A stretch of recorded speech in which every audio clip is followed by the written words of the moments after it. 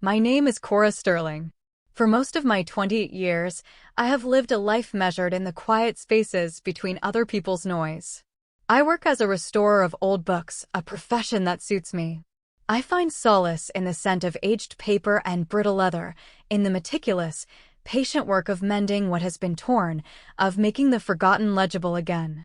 My small apartment in the city of Port Blossom is a sanctuary of my own making, filled with the gentle aroma of chamomile tea, the soft glow of a reading lamp, and stacks of books that lean against one another like old friends. It overlooks a narrow street where the rain-slicked cobblestones shine under the gaslights, a view that has always felt more like a painting than a reality. My background is simple.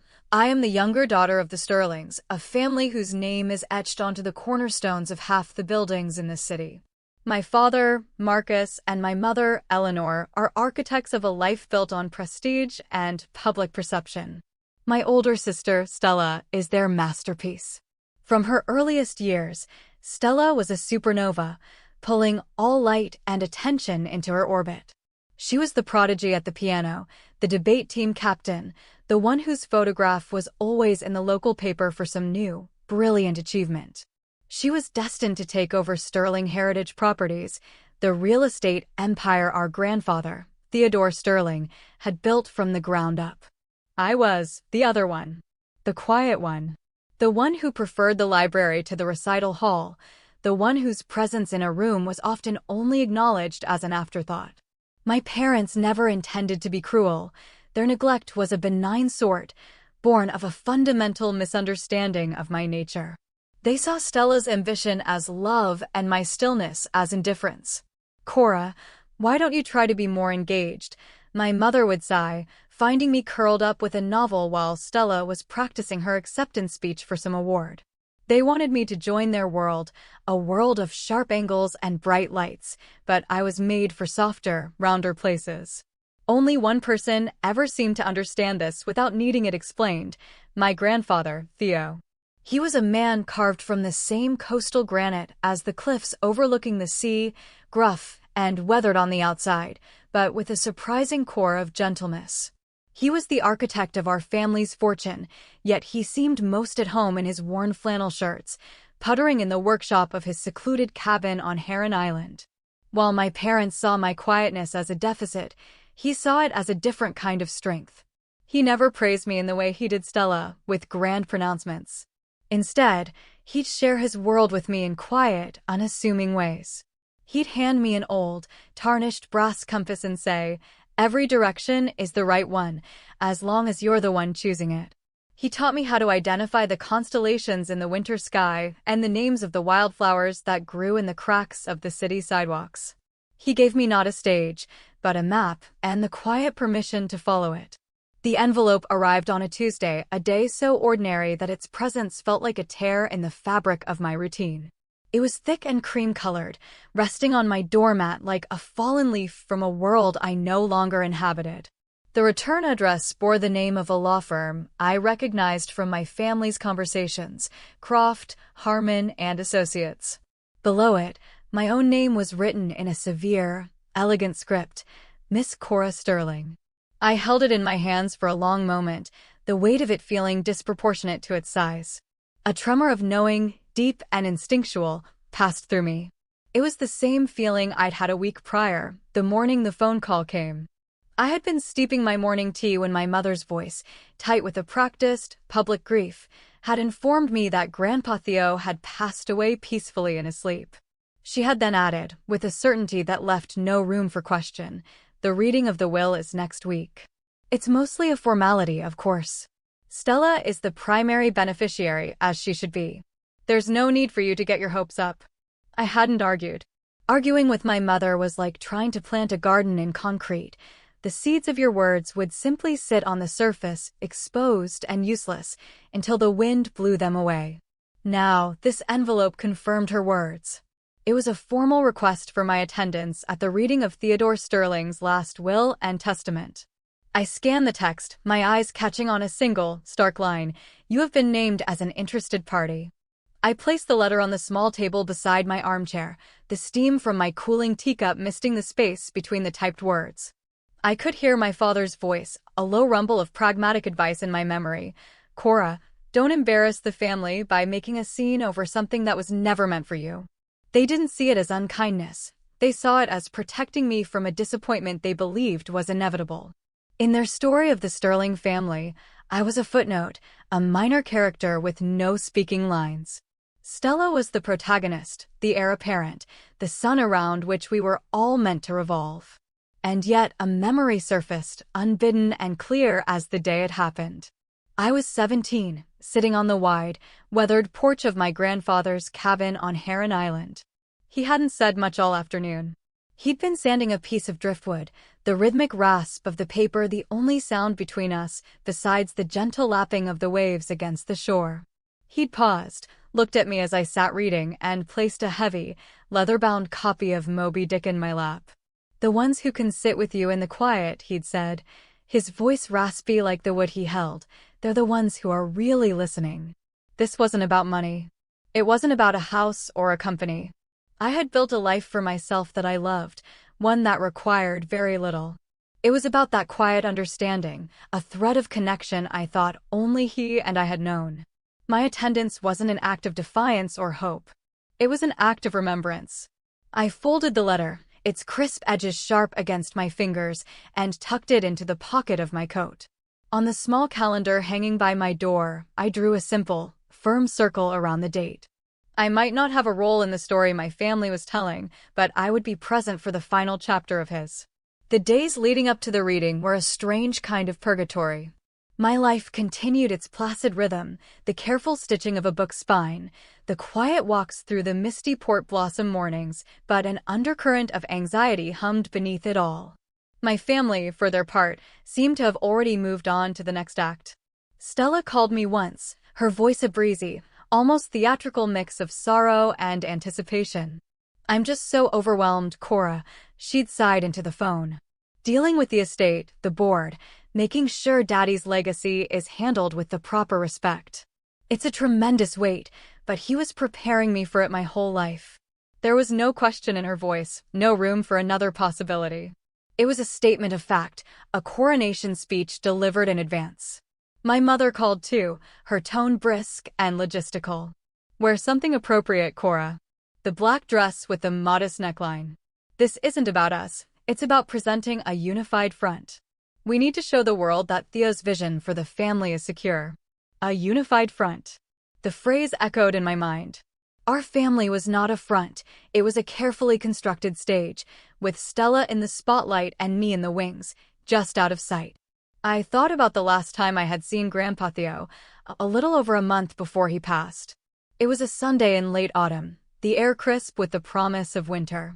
I had taken the ferry to Heron Island on a whim, a small tin of Earl Grey tea I'd found in a dusty little shop in my bag.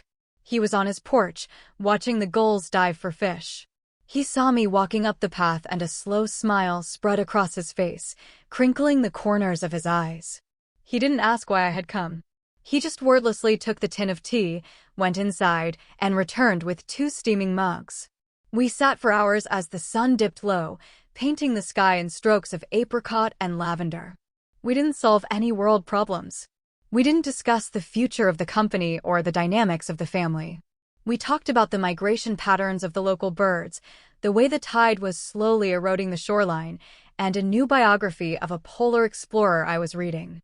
It was a conversation woven from comfortable silence and mutual curiosity. No one else knew about that visit. There was no photograph to post, no grand announcement to be made. It was just a pocket of time, shared between 2 people. As I was leaving to catch the last ferry back, he put his large, calloused hand on my shoulder. "You always show up without needing an invitation," he'd said, his gaze clear and direct. "That's a rarer quality than you think."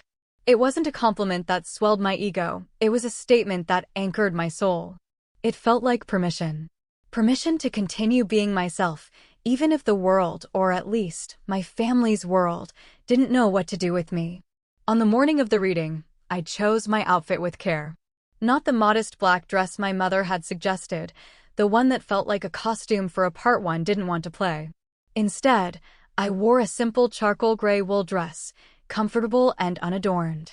Over it, I wore my favorite coat, a deep forest green, its buttons mismatched because I'd sewn them on myself over the years. It still held the faint, comforting scent of cedar from my closet. I felt like myself in it. And for the first time, that felt like enough. The offices of Croft, Harmon and Associates were on the top floor of a glass and steel building downtown, a place that felt sterile and far removed from the earthy scent of my grandfather's workshop. The air inside was still and smelled faintly of lemon polish and old paper. The receptionist, a woman with hair pulled back so tightly it seemed to pull at her smile, looked at me with a flicker of confusion before her eyes landed on the appointment list. "Miss Sterling, they're waiting for you in the main conference room." I pushed open the heavy oak door and stepped inside. The room was dominated by a long, polished mahogany table that reflected the gray sky outside the panoramic window. And there they were, my family, assembled like a royal court. My father, looking somber and important in his dark suit. My mother, her posture perfect, her grief worn like a piece of expensive, understated jewelry. And Stella. She was the center of it all, dressed in a sharp, black power suit, a single, perfect pearl at her throat. She was already conferring with a man at the head of the table, her tone low and authoritative, as if she were already running the meeting. She looked up as I entered, her expression a carefully neutral mask that didn't quite hide a flash of annoyance. "Cora, you came." "The letter requested my attendance," I said softly, my voice seeming to get lost in the high-ceilinged room. My mother offered a tight, brief smile. "Of course, dear. Find a seat." Her gesture indicated a chair at the far end of the table, separated from their tight cluster by a significant expanse of polished wood. It was a clear, unspoken message. "You are here, but you are not with us." I took the offered seat without comment. The chair was cold and stiff against my back. From this vantage point, I could see the city spread out below, a tapestry of concrete and glass. It was my grandfather's world, the one he had built. But was it the one he had loved?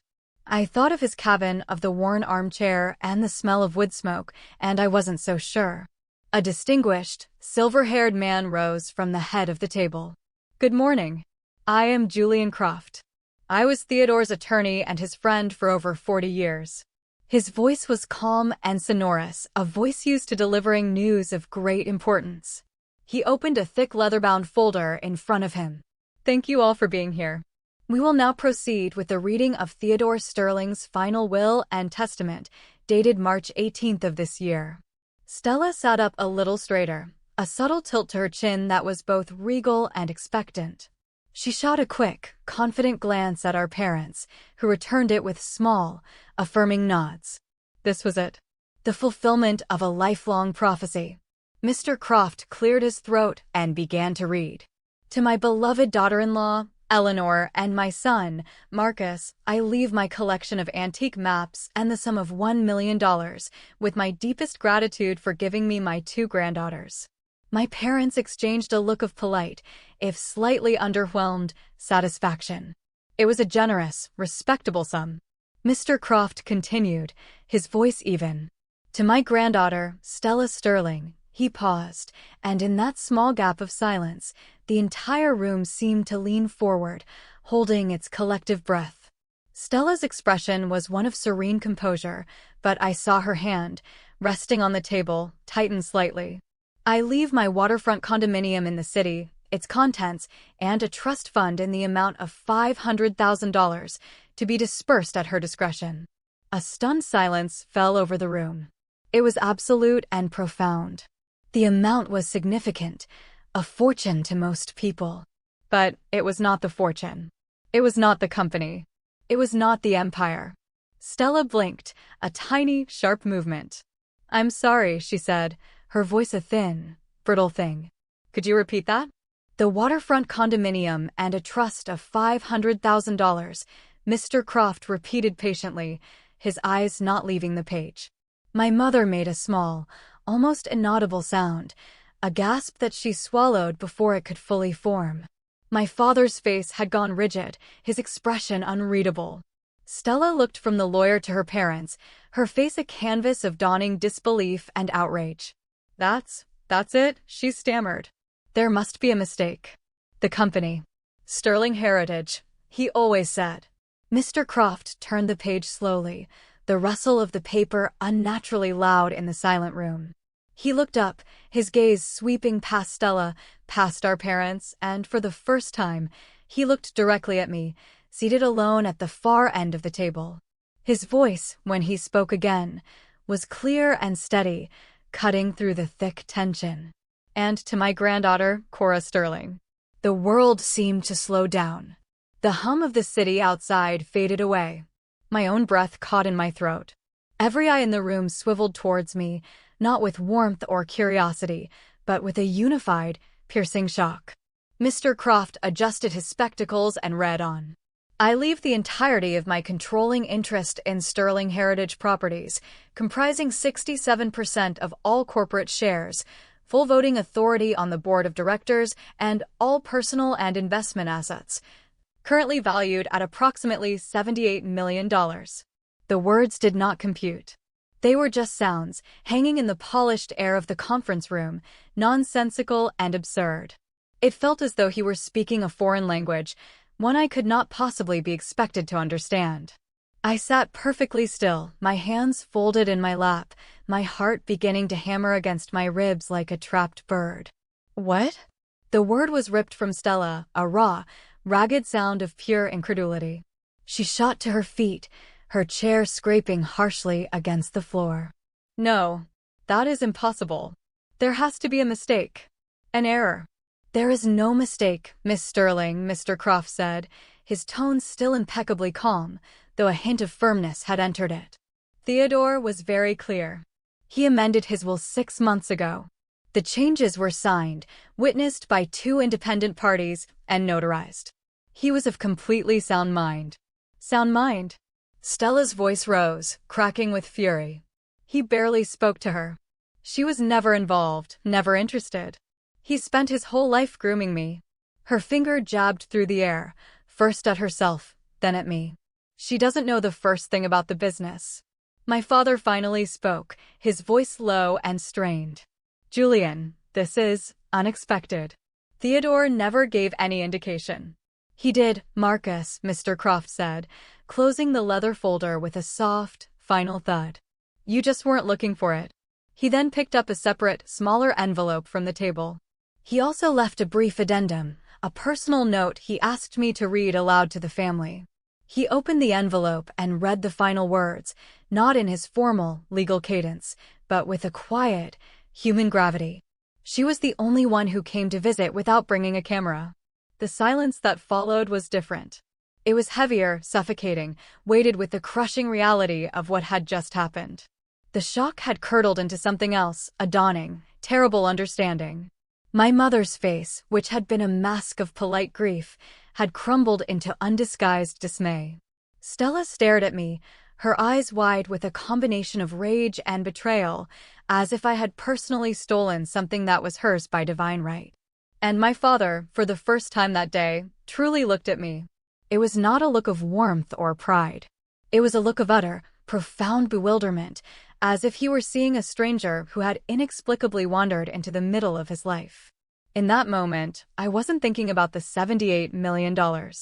I wasn't thinking about the glass and steel buildings or the boardroom meetings. I was thinking of the smell of Earl Grey tea on a crisp autumn afternoon. I was thinking of a worn-out copy of Moby Dick and the quiet weight of a hand on my shoulder. I was thinking of his final words, not the ones on the page, but the ones he had spoken to me on the porch. You always show up without needing an invitation. Stella finally found her voice again, though it was choked with emotion. This isn't fair.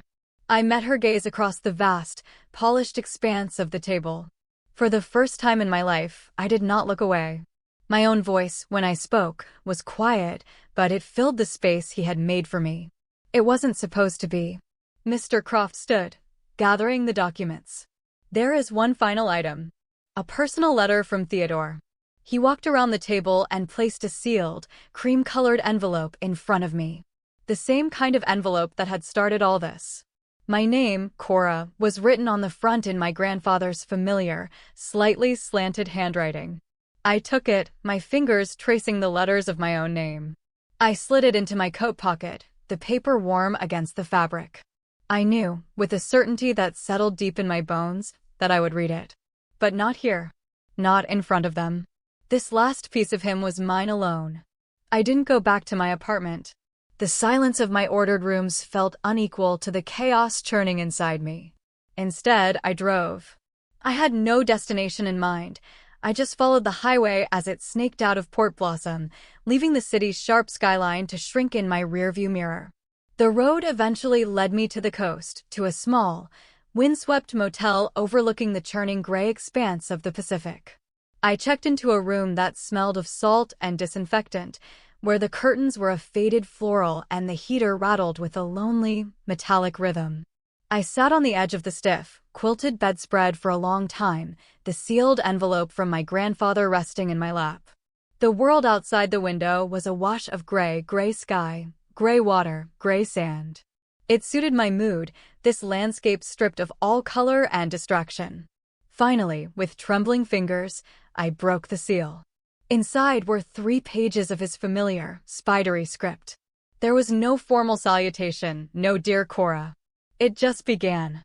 Cora, if you are reading this, then it means Julian followed my instructions, and our family is likely in a state of what your grandmother would have called high dudgeon.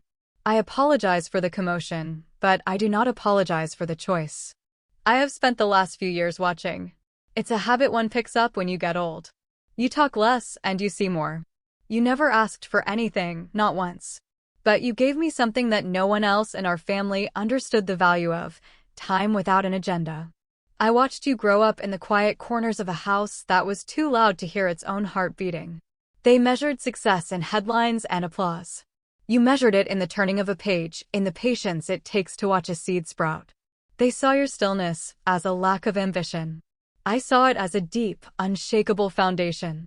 I had to stop reading, my breath catching in my chest. I pressed my fingers to my lips, the tears that I had held back all day finally blurring the words on the page. The rattling heater, the sound of a distant foghorn, it all faded into the background, and I was back on his porch, the scent of wood smoke and sea salt in the air. I love Stella. I want to be clear about that. But she learned to love the idea of my legacy more than the man who built it. She saw the company as a crown to be worn, a prize to be won. She studied the blueprints, the financials, the market trends. She memorized every part of my life's work, except for the quiet, difficult, often lonely years it took to build it. She learned how to perform success, and she is very, very good at it. But a performance is not a life. That Sunday you came to the island, you brought me that tin of tea. A small thing, but no one had brought me a gift that wasn't meant to impress me in years. We just sat. You didn't ask me about my health, or my estate, or the transition of power at the company. You asked me if I thought the cormorants would stay for the winter. You told me about a book you were mending. You were just there. You never told your mother or father you had come. You didn't post a photo of our quality time for the world to admire. And in that silence, you told me everything I needed to know. I changed my will the following week. Not out of spite, but out of a sense of responsibility. This company, this fortune, it's not just money, Cora. It's a responsibility. It's a force that can do good in this community, or it can become a monument to one family's vanity. It needs a guardian, not a celebrity. It needs a quiet hand, not a clenched fist. I remembered a conversation we'd had years ago when I was a teenager. I'd found him in his workshop, surrounded by stacks of old journals and nautical charts. I asked him why he kept so much old paper around. He had smiled, that slow smile of his. I like knowing where things have been, he'd said. It's the only way to make a decent guess about where they might be going. I'd understood that completely. I don't care what you do with the company. Sell it, run it, dissolve it, and plant a forest. What I am leaving you isn't a set of instructions. It's not concrete and steel. It's trust. It is my trust in you. The world has enough loud people fighting for the spotlight. What it needs are more people who know how to tend the light, who remember where the switch is when the room goes dark. The final paragraph was written more slowly, the ink darker on the page, as if he had pressed down harder with the pen, wanting the words to have physical weight. They will tell you that you don't deserve this. Your parents, your sister, maybe even the voice inside your own head. They will say it's a mistake. But I have spent a lifetime watching what the world rewards, and I have spent just as long watching what it forgets. I am choosing to remember you. Love, Grandpa. I folded the letter with meticulous care, tucking it back into its envelope as if it were a fragile, sacred thing. The tears had stopped. In their place, a profound and unfamiliar stillness settled over me. It was not the giddy thrill of victory or the heavy weight of validation. It was recognition. It was the feeling of being seen, truly and completely, for exactly who I was. It was the quiet, solid feeling of the ground under your feet after a lifetime of thinking you were walking on glass. I slid the letter under the thin motel pillow, lay down, and for the first time in as long as I could remember, I slept without dreaming. The next morning, I drove back to the city for the final paperwork. Mr. Croft had requested I come alone to sign the transfer documents, but I knew my family would not make it that simple. When I stepped out of the elevator into the hushed reception area of the law firm, they were already there, seated on a plush leather sofa, a perfect tableau of familial discord. Stella, her face pale and drawn beneath a layer of impeccable makeup. My mother, twisting a handkerchief in her hands. My father, staring grimly at the carpet. Stella stood the moment she saw me, her body rigid with a cold, controlled fury. "You manipulated him," she said, her voice low and sharp, each word a carefully aimed dart. "He was an old man. He was vulnerable, and you took advantage of him." I looked at her at the raw pain beneath the anger, and for a fleeting moment, I felt a pang of pity. She had played her part perfectly for her entire life, only to discover the script had been rewritten without her knowledge. But pity was a luxury I could no longer afford. It was too close to my old habit of shrinking myself to make room for her feelings. I took a breath, the air in the room thick with accusation. "I didn't manipulate him," I said, my voice quiet but steady. "I just listened to him. Don't you dare pretend this is about some noble, spiritual connection," she shot back, her voice rising. "This is about money and power, and you stole it. He was my grandfather, too." "I know he was," I said, and the sincerity in my own voice surprised me.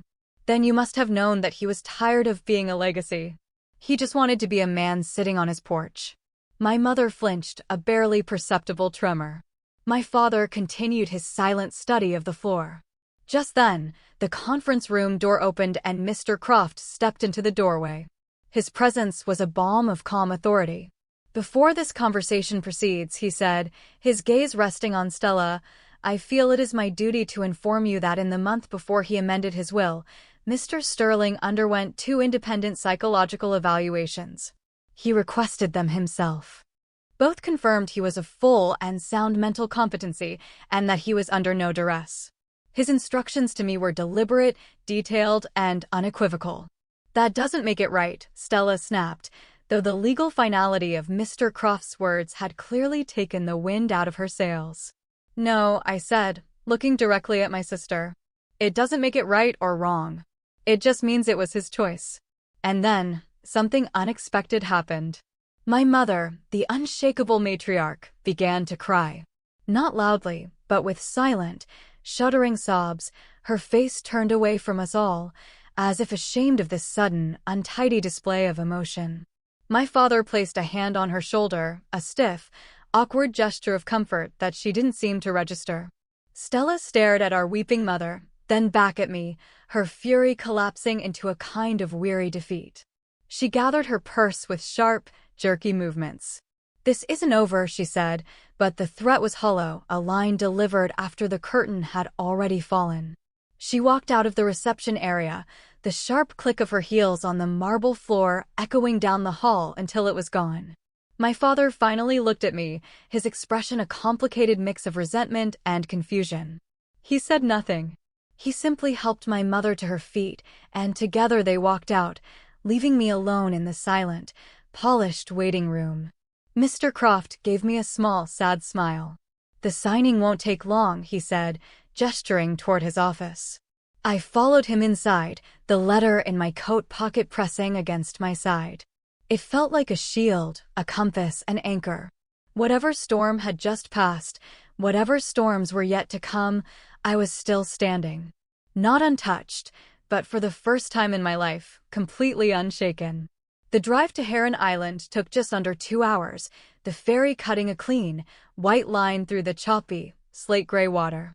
Snow flurries, delicate and uncertain, danced in the air, melting the moment they touched the windshield. I hadn't been back to the cabin since that final Sunday with Grandpa Theo, but the turns of the narrow island roads were etched into my memory. The leaning evergreen trees, their branches heavy with moisture, the old, rusted mailbox at the end of the gravel drive, the satisfying crunch of the tires as I pulled up in front of the familiar log structure. The key, the same one he'd always kept under a loose stone by the porch steps, turned smoothly in the lock. The air inside was cold and still, carrying the faint, sweet scent of old wood and cold ashes. Everything was exactly as he had left it: the sturdy pine table, the 2 mismatched chairs, the row of books on the shelf that always leaned slightly to the left. A fine layer of dust coated every surface, a soft gray blanket preserving the scene. My eyes were drawn to the stone fireplace, to the rough-hewn wooden mantel above the cold hearth. And there, standing in a simple silver frame, was a photograph I had never seen before. I stopped breathing. It was me, no older than 10, sitting cross-legged on this very porch, a thick book open in my lap. My hair was a wild, tangled mess, and my brow was furrowed in concentration. Behind me, Grandpa Theo sat in his rocking chair, leaning forward so that his body curved protectively around mine. His hand rested on my shoulder, and his gaze was directed down at the same page I was reading. We were sharing a world in that picture, a world made of paper and ink. I didn't know anyone had been there to witness it, let alone capture it. Beside the photograph sat a small, leather-bound journal, the kind he always used. With a hand that felt disconnected from my body, I picked it up. The leather was soft and worn. I opened it to the first page, where his handwriting, dated just a few days after my last visit, filled the page. October 28th. Cora came today. She brought tea. We watched the birds. It feels like my whole life I've been building things, buildings, a company, a fortune. A dynasty, Eleanor calls it. But a dynasty is just a story you tell yourself. A story about permanence. Sitting here with my quiet granddaughter, I realized I haven't been building a dynasty. I've been building a fortress. And I've been living in it alone. She was never loud. That's how I knew I could trust her with the quiet things. The breath I had been holding left me in a long, shuddering sigh. I sank into his favorite armchair, the one with the faded plaid cushions, and pulled the threadbare wool blanket over my lap. I sat there for a long time, the journal resting in my hands, and let the profound, healing silence of the cabin envelop me. It was not an empty silence. It was full of memory, of understanding, of a love that didn't need to be announced to be real. After a while, I stood and went to the woodpile on the porch. I carried a few split logs inside, laid them carefully in the hearth, and struck a match. The small flame flickered, caught on a piece of kindling, and then grew, spreading a slow, sure warmth through the room. I watched the fire take shape, listening to the crackle and pop of the dry wood, the old cabin settling around me like a familiar embrace. The light from the flames danced across the walls, softening the edges of the room, making it glow from within. I stayed there for hours, until the winter sun had disappeared completely, leaving only the steady glow of the firelight on the floor. I could feel the weight of everything I now carried: the letter, the journal, the photograph, the vast and complicated company. But for the first time, it did not feel like a burden to be endured or a crown to be polished. It felt like a map, handed to me by a man who trusted I would find my own way. It felt like a beginning,